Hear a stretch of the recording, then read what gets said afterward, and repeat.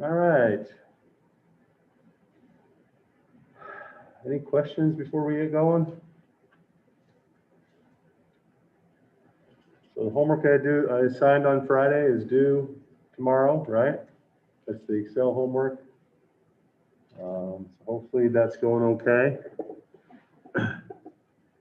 And if there's nothing else, then let's jump right in.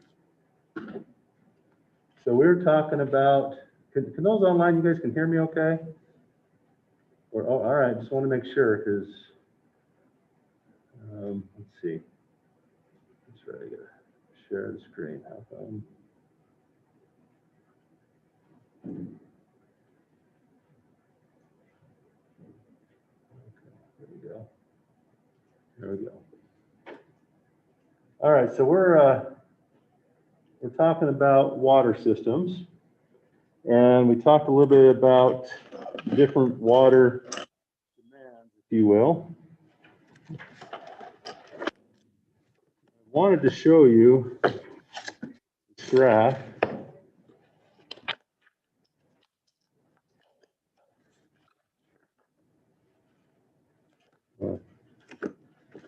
Thought it was this one. I brought my other book. I'd marked it. There we go. Give you an idea of what we use water for in homes. Okay.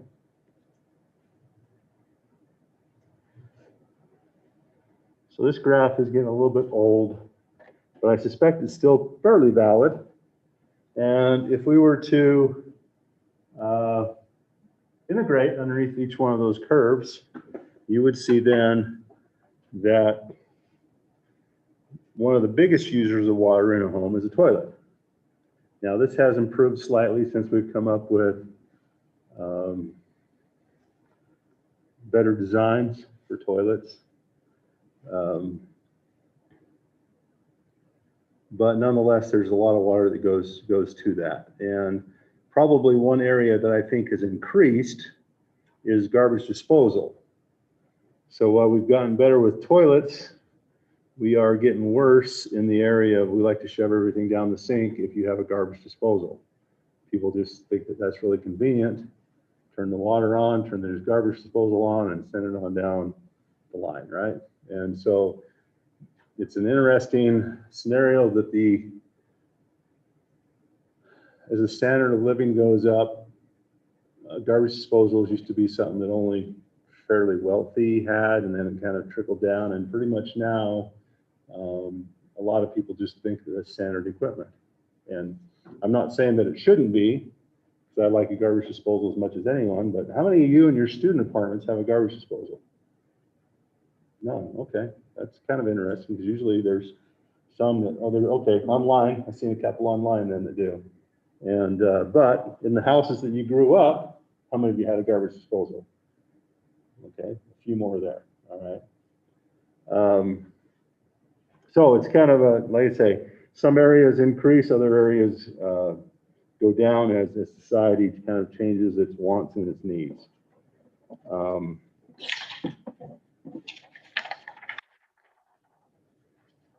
right.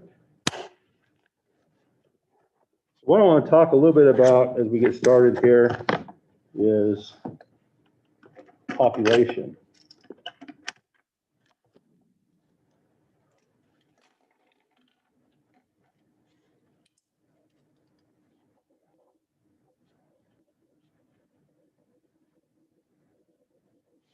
Population growth. We touched briefly on this. And it's not working. All right. Population growth. And I want to ask the question, why is it important?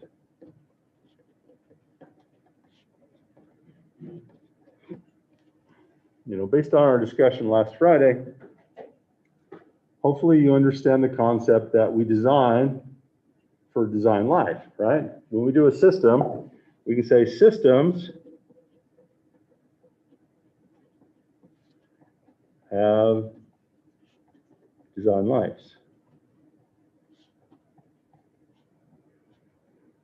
I'll just put design life there, okay?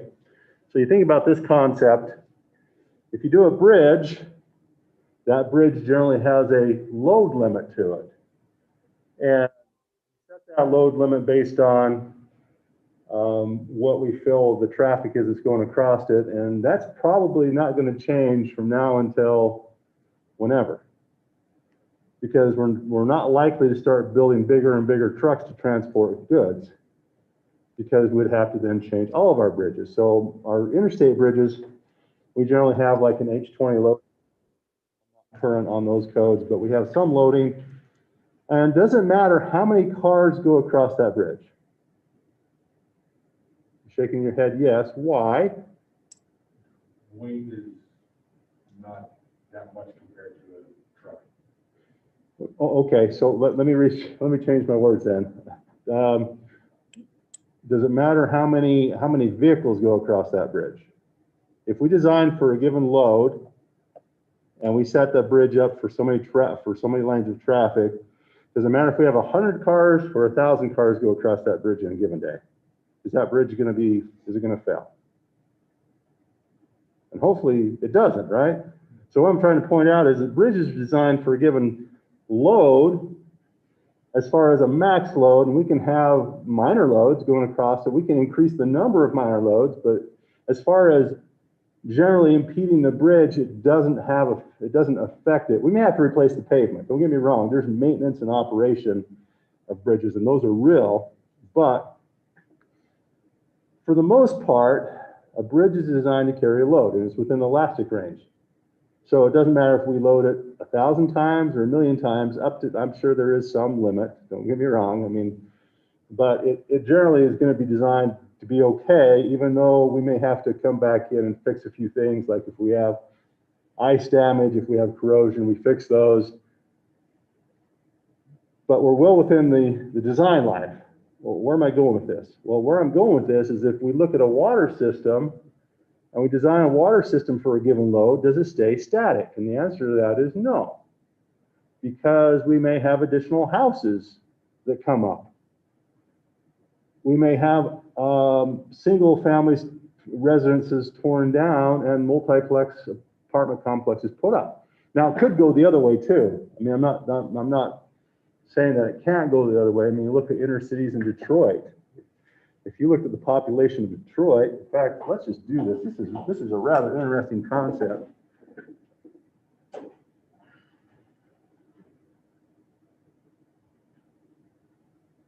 Okay.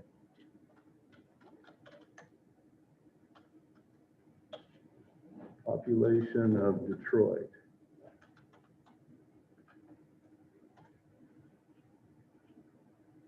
Okay. So if you come back to 1990, maybe, right around there was over 1 million people in Detroit. And if you go back even farther, I think there got to be 2 million or a little bit shy of it. But now we have 675,000. That's a huge drop, right? Let's see if we can go back even farther. I don't know what I'd search for that. Long term.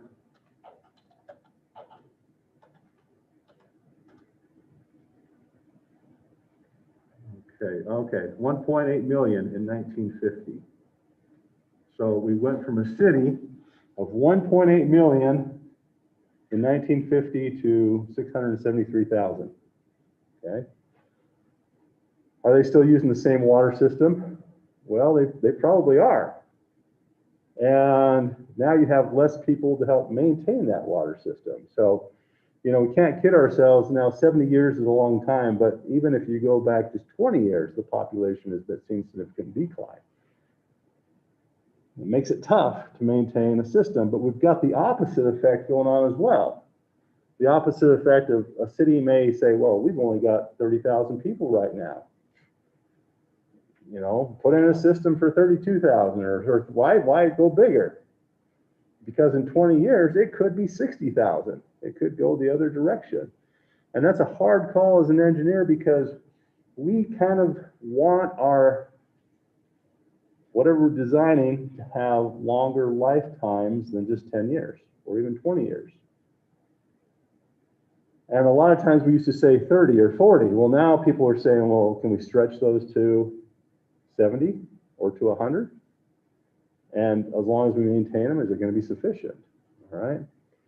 So we have to look at what is the design life that it's supposed to handle, and ask the question then of what population. I'm just going to say population will it serve? Can you switch back to the, Oh, yes, thank you.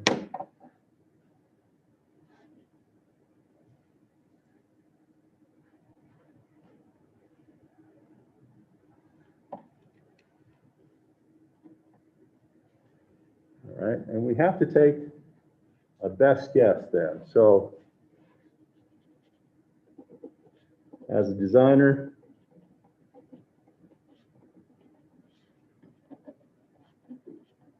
take best guess.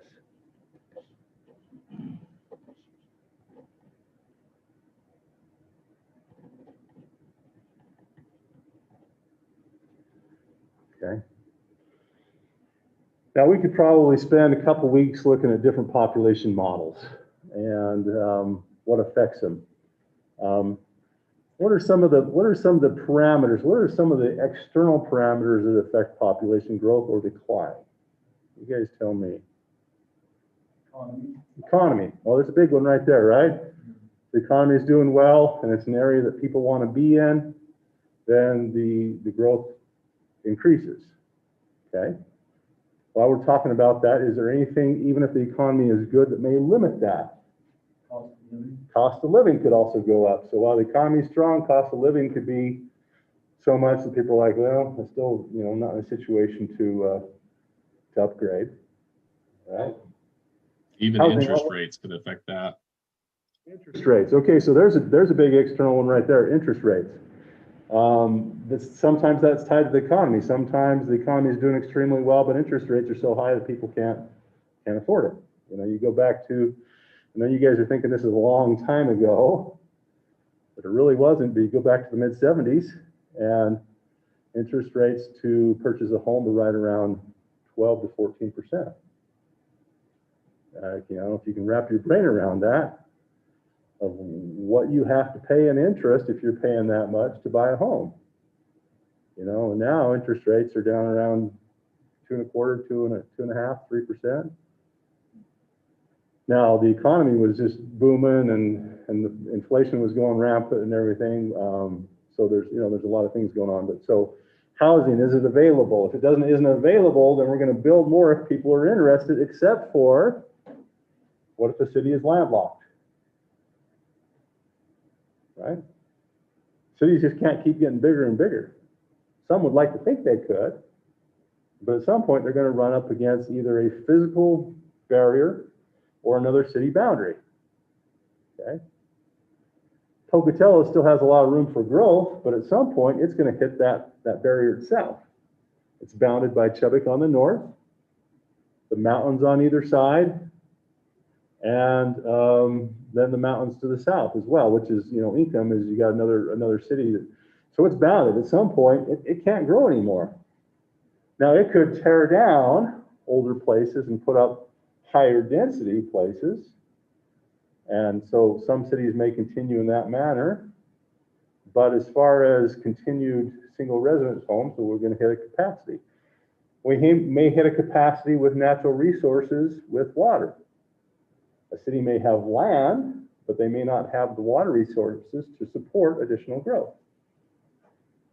Or they have to import that in. So now what does that do to the cost of housing? It goes up, right?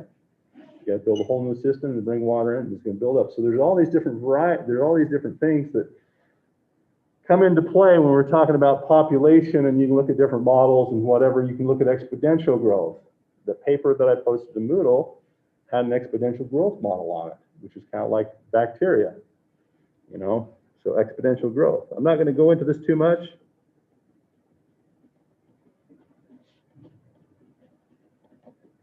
But a lot of cities will start off slow, goes up through the S curve, and then ramp off to some maximum.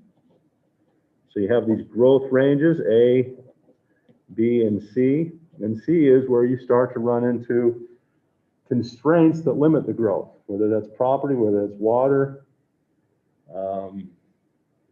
It just then locks you in, and you can't grow anymore because you've reached the capacity of the system without doing additional upgrades. I don't want to say that we can't go above the capacity, but you have to ask yourself, is it worth is the benefit cost ratio there? And in a lot of places, the answer to that is yes as well. You look at a lot of your big inner cities, you know, they tore down smaller apartments or whatever and put in big high rises. So they seem to think that it was worth, the benefit was worth the cost of building up. Because if you can't build out, let's build up. Okay? But for this class, I want to keep it simple. So simple population, growth. Okay. We're going to use just the concept of compound interest, if you will. Okay. So compound growth. So if you remember back to the engineering econ course, we can say that the population at some time t is equal to the population at time 0 times 1 plus the growth rate. We'll put the growth rate as, say, g, raised to then n, where g is the growth rate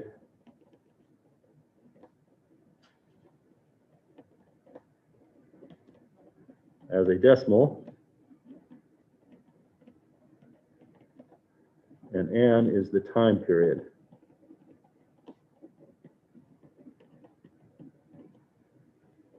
Okay, so pretty straightforward, right? It just compounds every time period. So in other words, if I have a 2% growth rate, well, and I'm going to count if I'm going to count every year, that means, okay, if I have 100 people, then I'm going to have 102 the next year. And then I'm going to base the growth rate on those 102, not on the original 100. Right? Now, we can't have a fraction of a person, obviously. For the next year, plus a little bit. And then the growth is just going to continue on that. All right? Any questions on that, Laura? What's the P naught? Oh, I'm sorry. Thank you. This is the start population. So start pop, and here's the end. So would that be what it is right now, or is there like a specific time when we? It's the start population of whenever you're starting to consider Okay. time. Okay.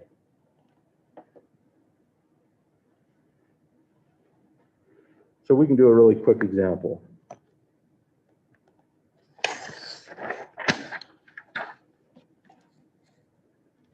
So, example.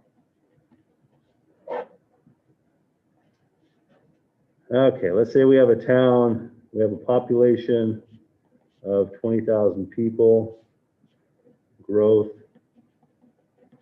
is 0.5% per year. We want to find population in 20 years. Okay. So we would simply just say then P in 20 years is equal to 20,000 times 1 plus 0.05, that's the 0.5%, raised to then the power of 20. Samantha, you have that? What? No, I'm good. I thought you punched it in. Oh, no, sorry. Oh, sorry. And that would be 5%. You need to add another 0. Oh, thank you. Thank you for pointing that out. Yes, that would be a huge growth rate, wouldn't it? So make sure you get that. 2 zeros, 0.005, not 0.05, because that would have been 5%, as Scott pointed out. So, 22,098. okay. 22,098, thank you. I was just trying to save myself a calculation. I thought you punched it in, but anyway, so we're good there. So, not a huge growth rate there, right? But nonetheless, that gives us the compounding growth. Okay, all right. Other questions on that? Okay. Let's jump now to fire flows.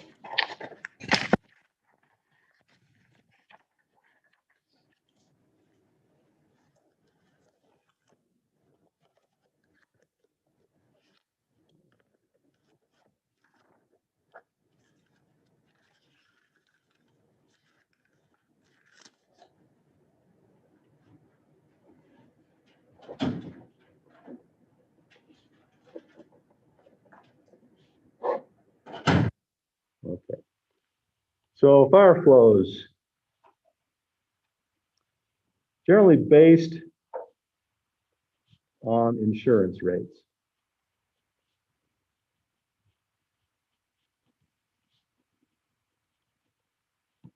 Okay.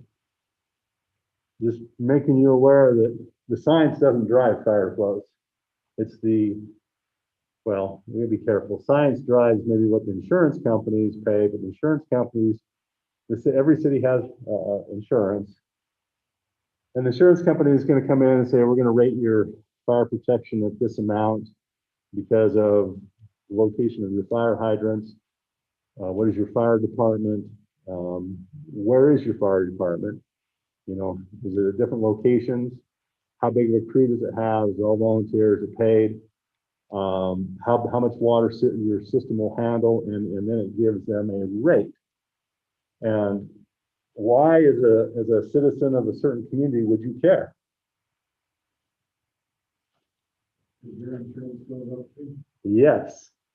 So you buy a house, you call up your insurance company, and say, okay, I want homeowners insurance for this, or even renter's insurance, although the landlord probably has some insurance too. And they're going to say, all right, give me the address. And they're going to take and punch that in, and they're going to say, okay, this is what your rate is. And you may be thinking, oh, okay, let's decide to just give me the standard rate. It doesn't matter if I live here or if I live in California or whatever, the rate's going to be the same, but it's not. And it may be different across town for that matter, because you may live closer to a fire hydrant where you're at now than if you moved across town, because they know where all the fire hydrants are. They're going to say, if you're within 1,000 feet of a fire hydrant, okay, they have some scale, or forget what it was. I think it's a number 1 to 10. The higher you go, the more expensive your insurance gets. Okay. So, yeah, and we dealt with this just recently because I was a fire commissioner I live out in the county. So I live within, it's called the North Bannock County Fire District. I got strong armed into being a commissioner.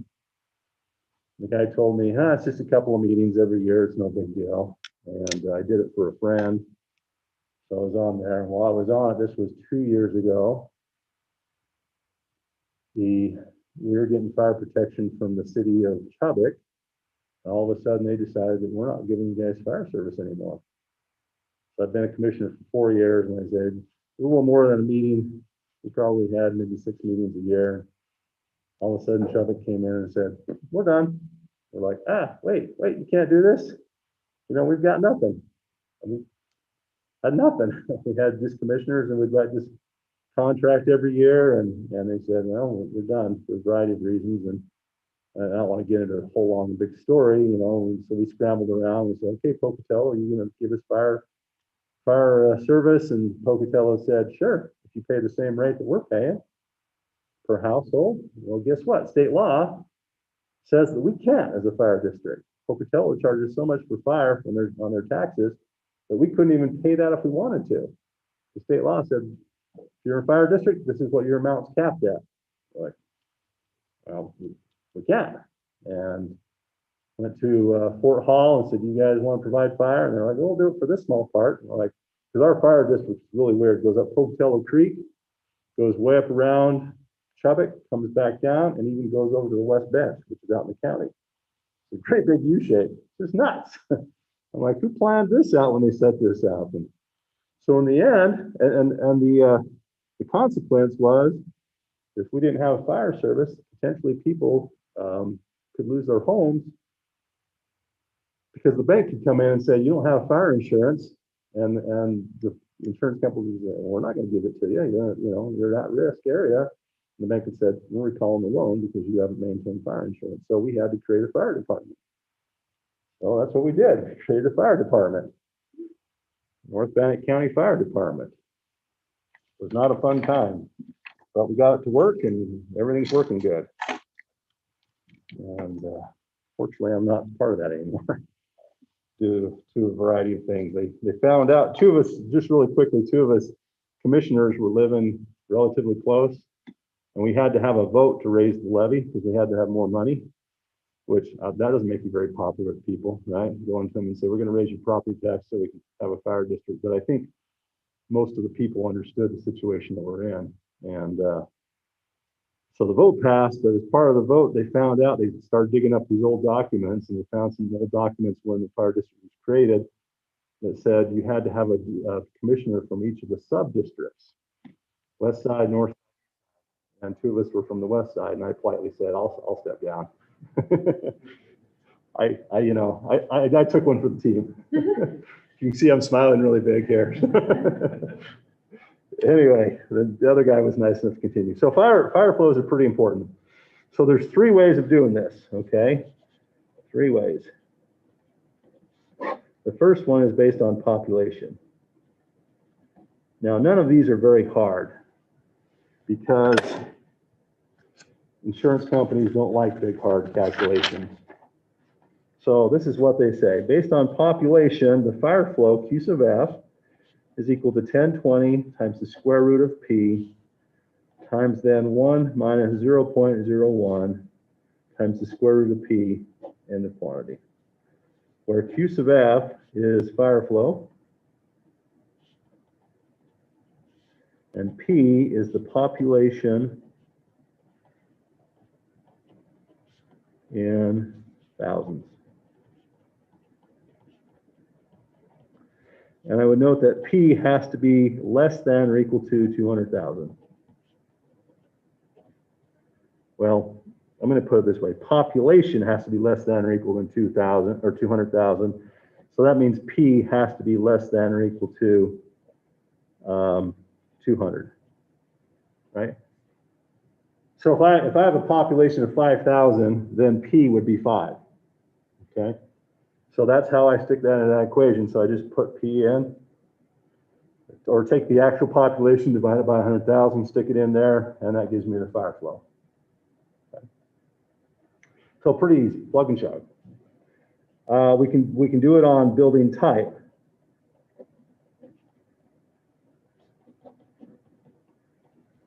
And building type is really easy too. It's Q sub F, our fire flow, is equal to 18 times C times the square root of the area. Okay, where C is equal to 1.5 for wood, 1 for ordinary construction.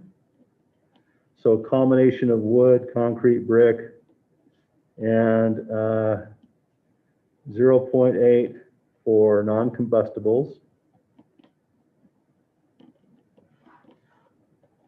So if it's entirely out of something that doesn't tend to want to burn, like hardy board, combustibles. And then 0.6 for fire resistance.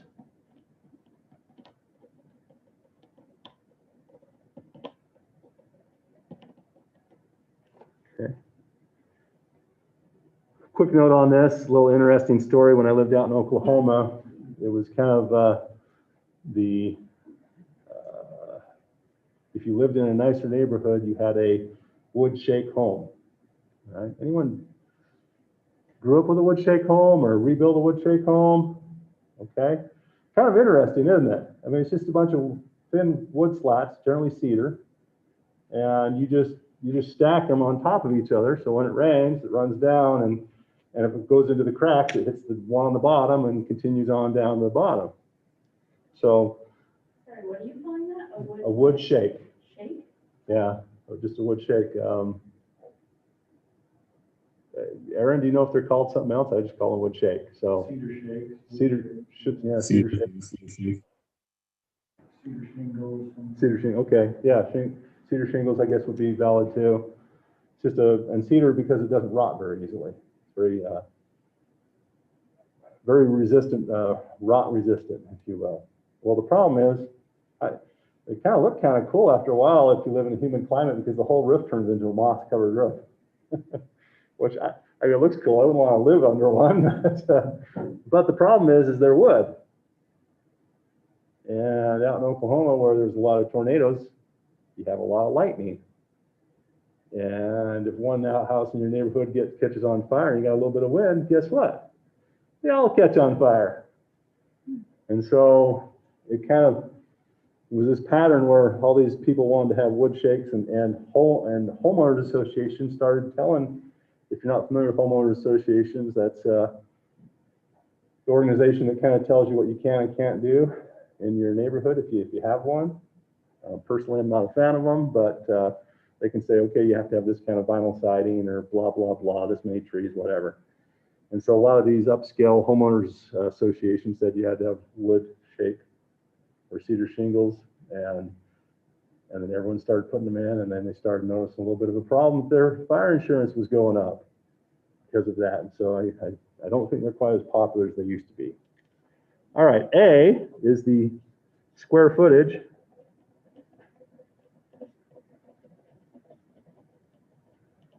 Excluding the basement.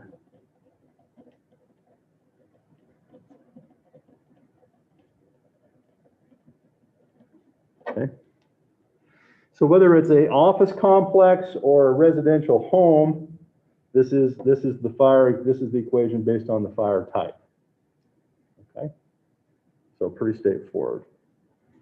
Then the third method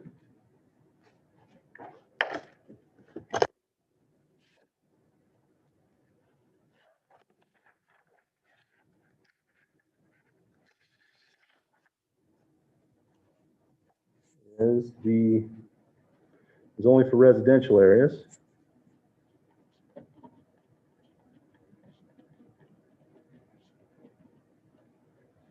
Let's see, residential.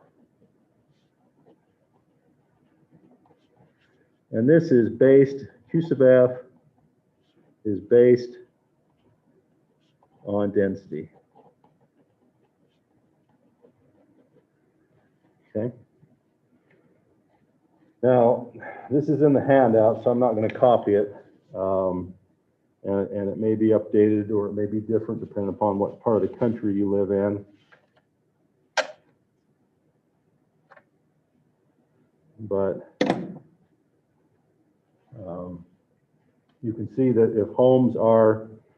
if they're greater than 100 feet apart, you need 500 gallons per minute.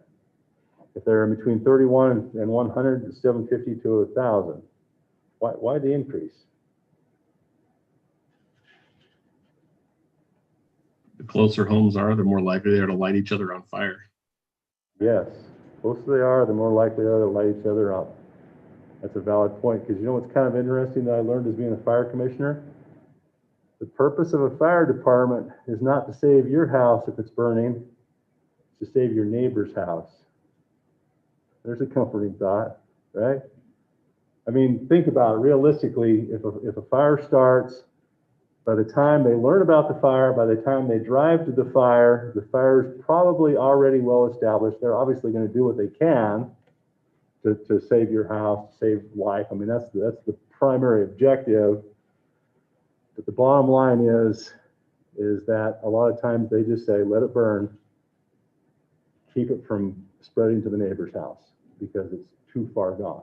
You know, they may make that judgment call. We're not going to risk our firefighters' lives to go into the building to try and save it up, get up on the roof or whatever and collapse and possibly hurt them.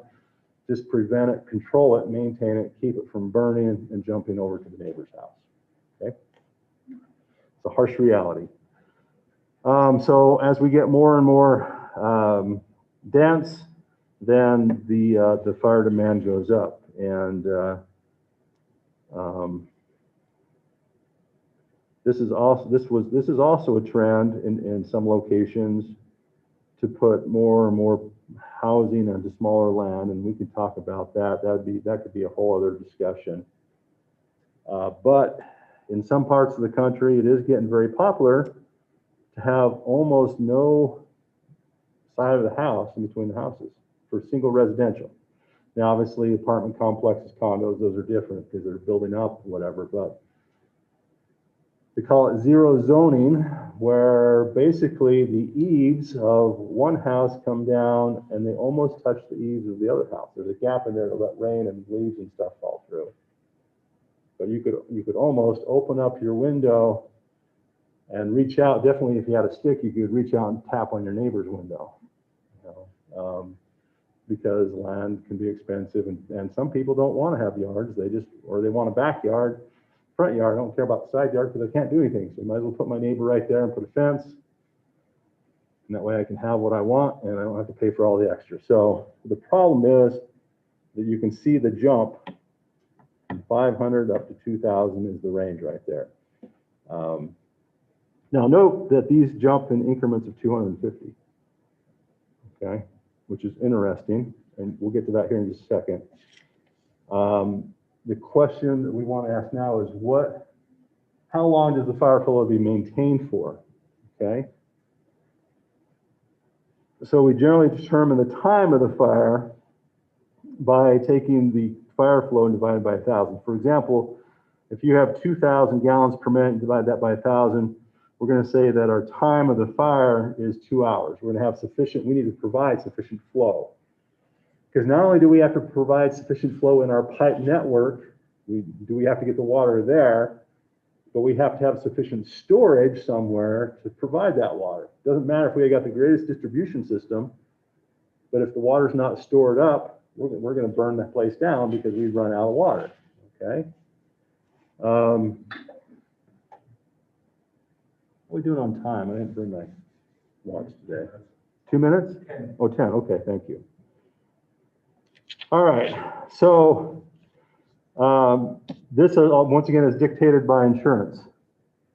So insurance companies will say you have to have a minimum fire flow of 2 hours, sometimes 3 hours, but that's not dictated by the engineer, it's the insurance company. 2 hours is the minimum, but sometimes they want more. And all these are noted on the handout. See 2 hours here. Let me back up a little bit here. What's the wrong way? Okay. But we tend to, and I want you to highlight this, okay? The time of the fire usually rounded down to the nearest hour. So if I have 2,500 gallons per minute, and I'd say, well, I got 2.5 hours. No, we round down and say that's 2 hours worth of fire flow. That's a safety factor.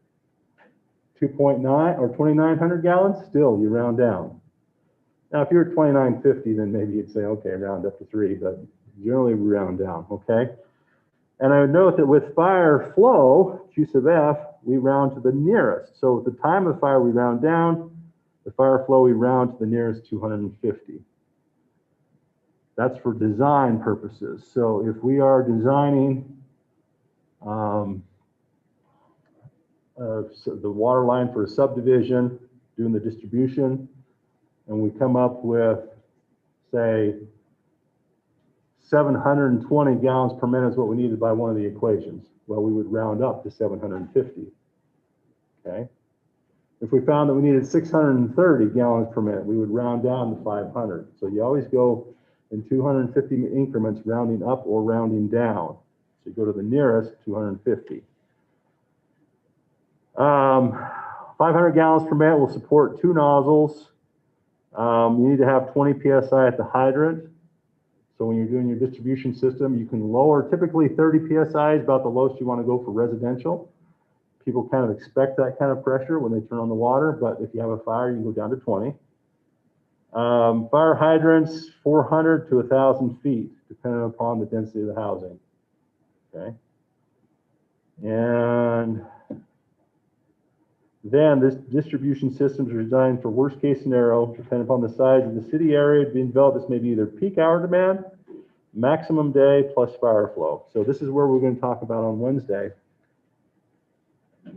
Aaron? What about like sprinkler systems? Does that, in these big commercial buildings, you have to design for what those are gonna be, flush your fire flow, or how does that? Those would be included in your fire flow. So with fire trucks fighting it and the sprinkler system running, you would have to. I don't know, to be honest. That's a really good question. I just. Yeah. Let me think for a minute. I don't know that I've come across Would that. that be in your demand? I would think that those sprinklers are going to be small enough, and they're also using your city service, that we're going to treat those as if they were normal use. Normal demand? Yeah. Now, that's probably true unless you get to a big apartment complex or a big office complex, and then those rules could be changed. I've never done a big city like that, so it would make sense that you may want to take that into account when you're doing your network.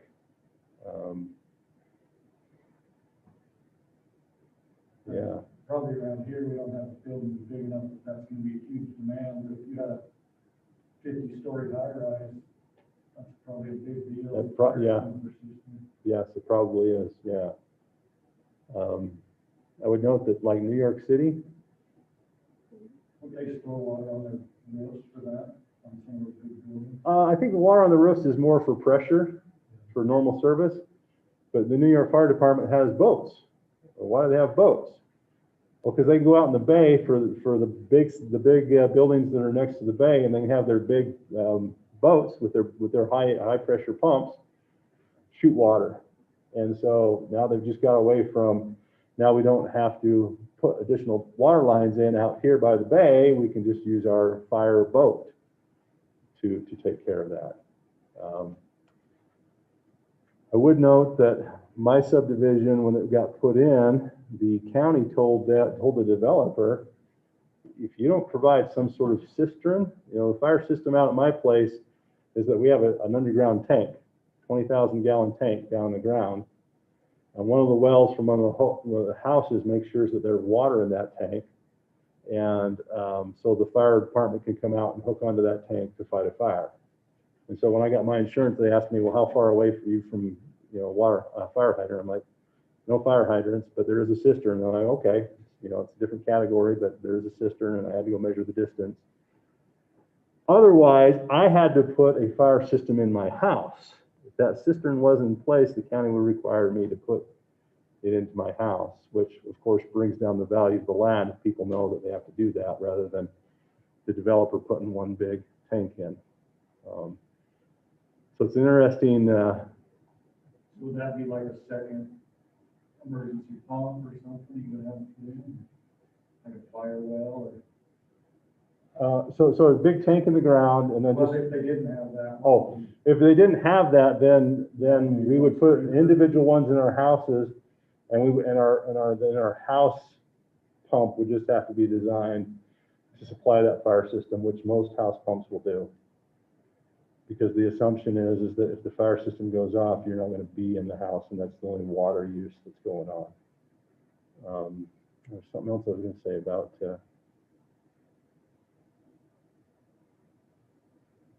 Oh, can't remember what it was, but so if you start doing city systems, make sure you ask, okay, what's the city-specific fire requirements? Because you don't want to put in a system and have, or if you're the city engineer, you don't want to improve a subdivision and it comes in and it lowers your fire rating for the whole city, because you may be out of a job then. So like, well, we have to increase our fire insurance, and we're going to cut your position. Okay. So we're going to talk about these peak flows and how we're going to utilize those, and figuring out what is the size, what do we need to size the distribution system for fire flow. All right, are we out of time now? 3 minutes. Oh, we got 3 minutes left. Okay, let me show you this graph, or this chart.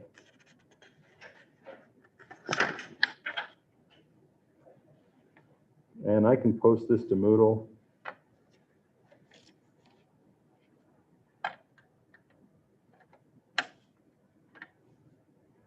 All right.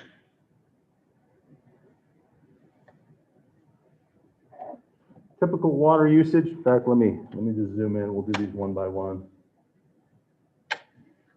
Cool. I'll provide you a copy with this, but so the annual average water requirements, we talked about this briefly. There we go.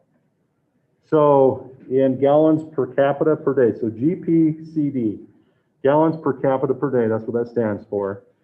Anywhere from 75 to 130, unless you're taking in irrigation requirements out here in the west.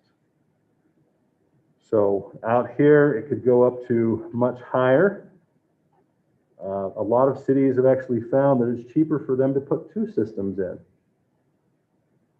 One system for irrigation and one system for drinking water. And Utah's kind of went that route.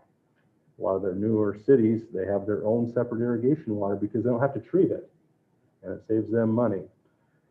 Commercial and industrial, 70 to 100, public 10 to 20, and loss and waste. The reality is that water lines do leak. And you can lose water due to leaks that you're never even aware of. You're just pumping the water through the ground. And you know, I had that happen really quickly. It's probably about 5-6 years ago, 2 days after Christmas. All of a sudden, our pump went out. It's like, you know, I haven't lived there. I mean, I guess we've been there maybe 8-9 years. It's like the pump should last longer than that. So I called the guy out and he's like, oh, your computer board went out. I'm like, oh, is that all? $600? Yeah, get it fixed. You know, I guess it was probably a little more than that, but so he got it fixed, and he, you know, it didn't take him long, and then he turns the system back on and says, oh, you've got a bigger problem.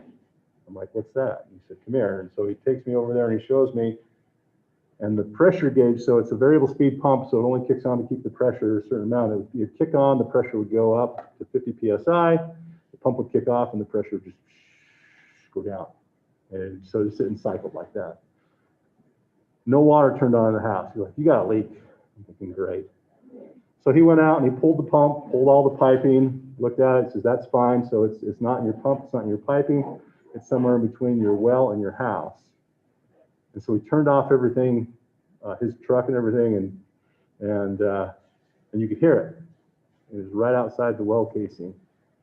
So I had to get a guy over with a backhoe to dig it up, and a little galvanized section of pipe, and it had just a hairline or a needle hole poked in it, if you will, where the rust had happened. It hadn't been fully galvanized, it had been poorly galvanized, or when they put it in, someone had hit it with a wrench and it created a weak spot. And over time, so I have no idea how long my pump was cycling like that.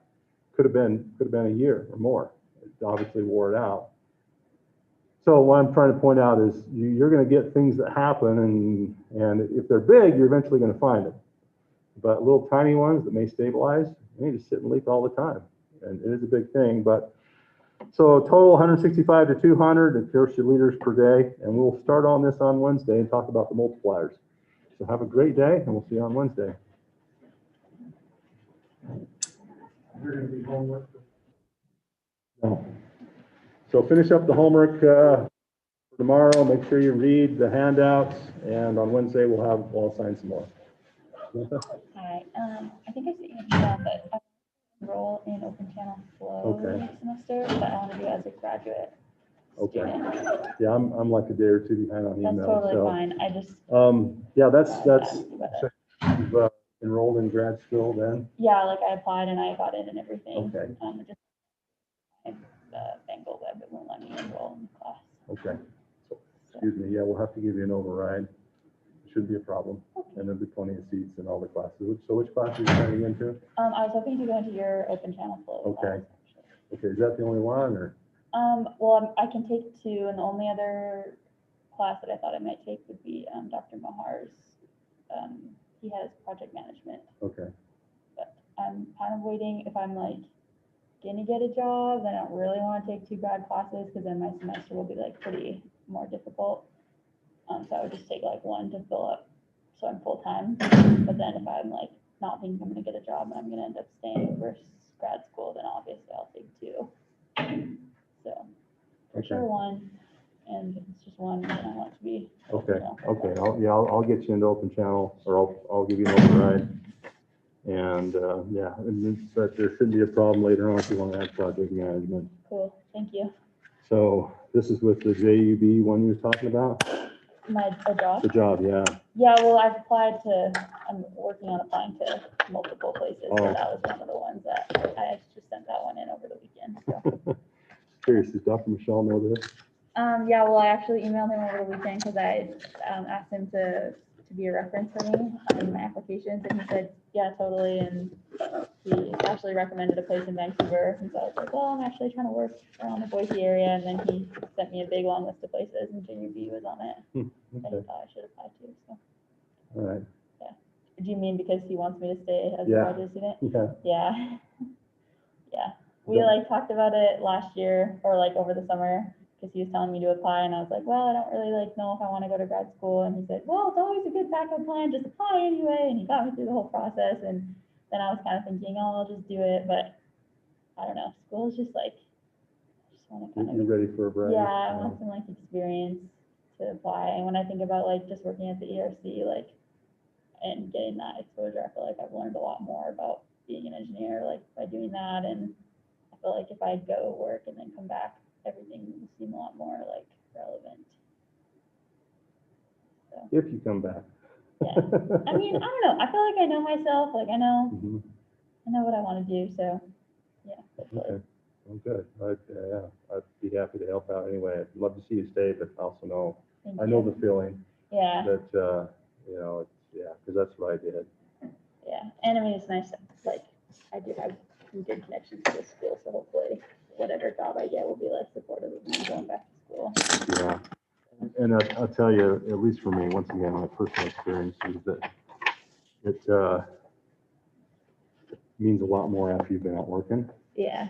because now all that stuff starts coming together and, Yeah, yeah, I know, even just like talking to people in senior design, like really things, and like our labs are like, wow, I wish we knew this stuff, and we were like taking this class, because now we're like, oh, why didn't I like pay attention better or understand better, because, yeah, yeah. so. Yeah, and you go out and get a little experience and all of a sudden it kind of comes together a little Yeah. bit more. Yeah, exactly. So, not that sticking around is bad either. Yeah, for sure. Okay. We'll see, I mean, maybe no one will hire me, so. Oh, yeah, right. I'd say there's a very small chance you'll stick around because I think you'll get a job. Thank you, I appreciate that. All right, good luck to you. I love them. I'm so dry this morning. The weather is for us, there's an 80% chance of snow. It's like 3 flakes falling. Yeah. Well, and then I think